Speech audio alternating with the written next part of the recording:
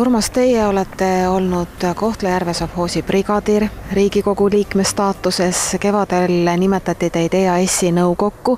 Millega te hetkel kõige rohkem tegelete? Missugused teie päevad on? No kõige rohkem energiat läheb praegusel hetkel ikkagi Eesti lihatööstuse üles töötamisse, et mitu farmerit koos moodustada ühistu ja osta endaga soomlaste käest tagasi Eesti kapitalile siis lihatööstuse. Missugune nendest 9 ametist või kui palju teile kõige hingelähedasem on hetkel?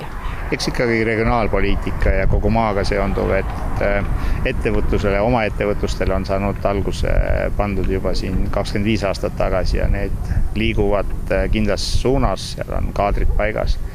Ja kõik see, mis puudutab Eestimaasse ja Eestimaa inimeste, eelkõige maakogukondade arengusse ja heaolusse, et see on kahtlemata südamelähedasem ja selle teemaga siis jõudumööda nii palju kui vähegi võimalik saab ka tegeleda. Vanem tütar, kes tegeles ennem riigiteenistuses, jõululaupäeval ütles, et ta tahaks ka proovida kätt eraettevõtluses. Mul oli selle üle väga hea meel ja nii sündiski mõte oma võrsa firma asutamisest ja loomisest.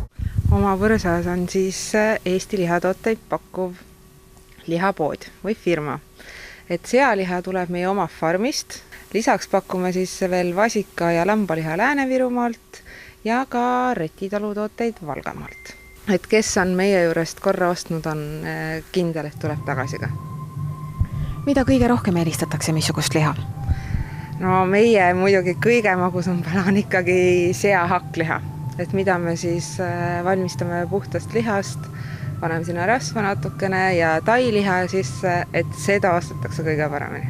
Teie tööd ja hingega tehtud tegemisi on väga kenasti ka mainitud ja ettevõtlusminister on seda teinud.